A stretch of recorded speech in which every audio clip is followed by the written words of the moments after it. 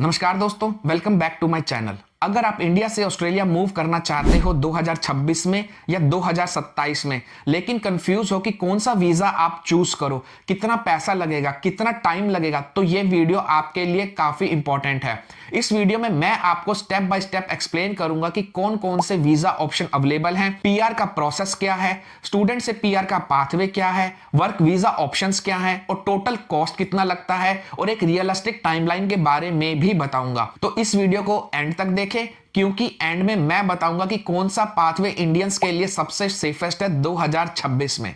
तो अगर आप आने वाले 1 या 2 साल में ऑस्ट्रेलिया मूव होने का प्लान कर रहे हो तो इस वीडियो को एंड तक जरूर देखो। तो ऑस्ट्रेलिया में जाने के लिए जो सबसे पहले स्टेप है वो है कि आपको कौन सा पाथवे चूज करना है। ऑस्ट्रेलिया मूव करने में 4 मेजर पाथवेज हैं। सबसे पहला है स्किल्ड पीआर वीजा, दूसरा है स्टेट नॉमिनेशन, तीसरा है स्टूडेंट वीजा और चौथा है एम्प्लॉयर स्पॉन्सर्ड वीजा। अगर आप स्किल्ड हो, आप आईटी में काम करते हो, इंजीनियरिंग में काम करते हो, हेल्थ केयर में काम करते हो, ट्रेड जॉब्स में काम करते हो, तो ये पीआर पाथवे आपके लिए सबसे बेस्ट है। अगर आपके पास एक्सपीरियंस कम है तो मैं सजेस्ट करूंगा आप स्टूडेंट वीजा के रूट को कंसीडर कर सकते हो। और अगर आपको ऑस्ट्रेलिया में सीधा डायरेक्टली जॉब ही मिल जाती है तो एम्प्लॉयर ही आपके वीजा को स्पॉन्सर करेगा, और ये जानने के लिए सबसे स्ट्रॉन्ग ऑप्शन है क्योंकि आपके पास पहले ही दिन से जॉब होती है। मैं आपको बता दूं कि सब लोग एक जैसा वीजा अप्लाई नहीं कर सकते। ये सब कुछ डिपेंड करता है कि आपकी प्रोफाइल क्या है, आपका स्किल क्या है। तो based on your profile and skill you need to take a decision. जब आपने एक बार डिसाइड कर लिया कि आपको किस रूट से ऑस्ट्रेलिया जाना है, तो फिर आपने वहां पर उनकी वेबसाइट पे जा करके, जिसका लिंक डिस्क्रिप्शन है, वहां की ऑक्यूपेशन लिस्ट को चेक करना है। ऑस्ट्रेलिया में पीआर लेने के लिए ये सबसे ही ज्यादा इंपॉर्टेंट चीज है कि आपका ऑक्यूपेशन जो है वो वहां की स्किल लिस्ट में होना चाहिए। मैं आपको इस बात को क्लियर कर देता हूं कि ये जो स्किल की लिस्ट है ये 6 महीने से 1 साल में अपडेट होती रहती है, और पिछले 7-8 सालों से जब से मैं ट्रैक कर रहा हूं, मैं आईटी के roles, nurses, civil engineers, electricians और शेफ, ये कुछ हाई डिमांड्स के जॉब रोल्स हैं जो मैं इस लिस्ट में देख ही रहा हूं। तो पहले आप चेक कर लो आपका जॉब टाइटल क्या है और वो जो उससे रिलेटेड जॉब इस लिस्ट में है या नहीं है। कौन सा ANZ SEO कोड आपको अप्लाई करना है, कौन सी असेसिंग अथॉरिटी है जो कि आपके स्किल्स को असेस करेगी। अगर आपने यहां पर गलती कर दी तो पहला चीज तो आपका पैसा भी वेस्ट और आपका टाइम भी वेस्ट। अब हम बात करते हैं स्किल असेसमेंट की, जो कि है अगला स्टेप। ये बेसिकली एक प्रूफ है जो आपके एक्सपीरियंस को जेन्युइन प्रूव करता है। ऑस्ट्रेलियन स्टैंडर्ड के हिसाब से बताता है कि आपका एक्सपीरियंस रिलेटेबल है या नहीं है। इसके लिए आपको कुछ डॉक्यूमेंट्स की जरूरत पड़ेगी। सबसे पहले आपको अपनी डिग्री की जरूरत पड़ेगी, एक्सपीरियंस लेटर्स की जरूरत पड़ेगी, सैलरी स्लिप की जरूरत पड़ेगी, और आपको अपने एम्प्लॉयमेंट प्रूफ को भी दिखाना पड़ेगा। तो ये जो असेसमेंट का वेटिंग टाइम है ये तकरीबन 3 से 4 महीने तक होता है। स्किल असेसमेंट अगर आपका पॉजिटिव आया तो आपको नेक्स्ट स्टेप स्टार्ट करना है।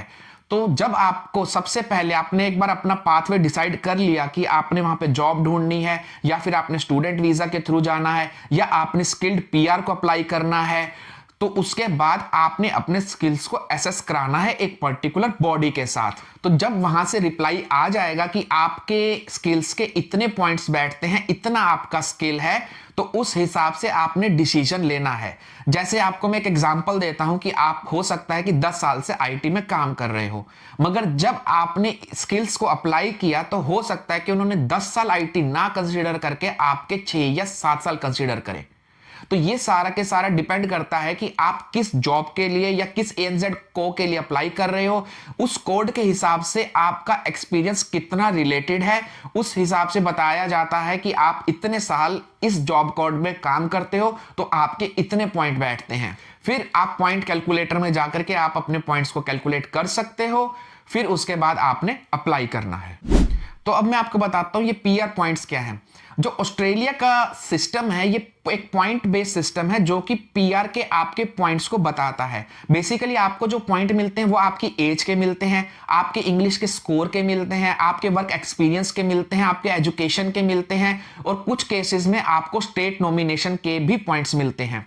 जनरली सेफ स्कोर कहा जाता है 65+, लेकिन रियलिस्टिक आजकल कंपटीशन बहुत ज्यादा है तो मैं रिकमेंड करूंगा कि 80+ को ही आप सेफ मानो। तो ये जो चीज है मोस्टली एजेंट्स जो है यहाँ पर आपको बताते नहीं है, वो ये कह देते हैं कि इतने स्कोर के ऊपर आप अप्लाई कर सकते हो, बट ये स्कोर जो है बेस्ड ऑन द डिमांड ऊपर नीचे होता रहता है। कभी 75 भी हो सकता है, 80 भी हो सकता है, और हो सकता है कि 85 भी कभी चला जाए। डिस्क्रिप्शन में मैंने आपको जो पीआर कैलकुलेटर का लिंक दिया है, बेस्ड ऑन दैट आप डिसीजन लेना कि आपको ऑस्ट्रेलिया जो है सूट करता है या नहीं। अगर आपके पॉइंट्स इधर पूरे नहीं बैठते तो आप किसी और कंट्री के लिए डिसीजन ले सकते हो, जैसे कनाडा का, आयरलैंड का या फिर न्यूजीलैंड का। तो इसके बाद आपने अपनी एप्लीकेशन को सबमिट करना है, जिसको हम कहेंगे सबमिट ईओआई।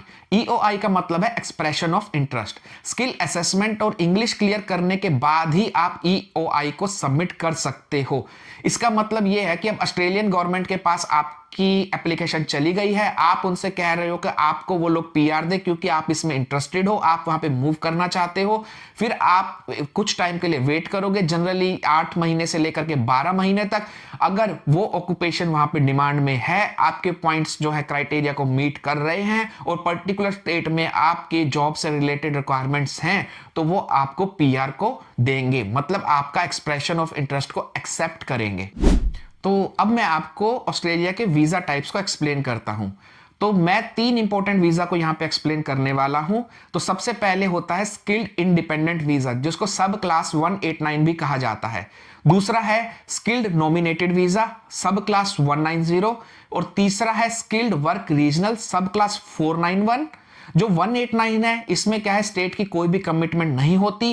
190 के अंदर स्टेट नॉमिनेशन की आपको जरूरत होती है, और 491 के अंदर एक पर्टिकुलर रीजन वर्क एरिया है जहां पर आप जो है जॉब कर सकते हो आगे जा करके।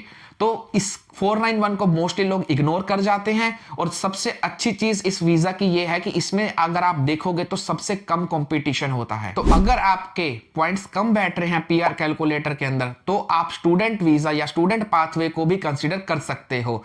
रियलिटी ये है कि हर कोर्स जो है आपको पीआर नहीं देता, तो राइट कोर्स को आपको चूज करना है, ये सबसे इंपॉर्टेंट चीज है। नहीं तो आपका पैसा और सालों के साल खराब हो जाएंगे, स्पेशली कुछ रीजन एरिया के अंदर। तो स्टूडेंट वीजा से पीआर बिल्कुल पॉसिबल है, बट आपको अच्छे से प्लान करना पड़ेगा, क्योंकि मैंने ऐसे स्टूडेंट्स देखे हैं जो यहां पर 20 लाख, 30 लाख या 40 लाख रुपए फीस भर देते हैं, 1 या 2 साल वहां पर जाकर के कोर्स करते हैं, फिर उसके बाद उन्हें पता चलता है कि इस कोर्स के बाद तो उनकी जो है वहां पे पीआर लग ही नहीं सकता। तो इसलिए आपको अपना जो कोर्स है वो बहुत ही अच्छे से चूज करना है। तो अब हम बात करते हैं कि वहां पर मूव करने में आपका टोटल कॉस्ट कितना लगेगा और कितना टाइम लगेगा। तो देखिए, जो स्किल असेसमेंट होगा वो आपका तकरीबन 1,20,000 से 1.5 लाख के आसपास होगा। इंग्लिश टेस्ट की जो कॉस्ट रहेगी वो आजकल 20,000 के आसपास चल रही है।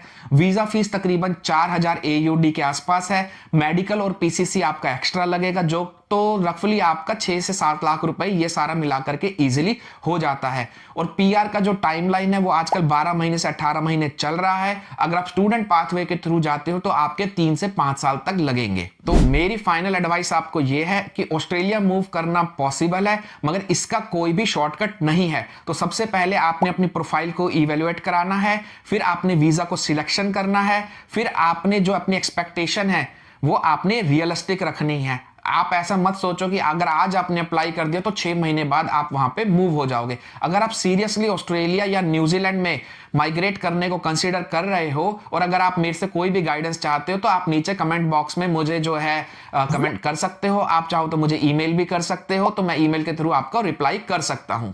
अगर आप ऑस्ट्रेलिया माइग्रेट होने का सोच रहे हो 2026 या 2027 में, तो इस वीडियो सीरीज के अंदर मैं सारे वीडियोस को बना रहा हूं। आप मेरे चैनल को सब्सक्राइब कर लीजिए, जो कि आपको ऑस्ट्रेलिया माइग्रेट होने में बहुत ही ज्यादा हेल्प करने वाले हैं। तो चलो मिलते हैं नेक्स्ट वीडियो में।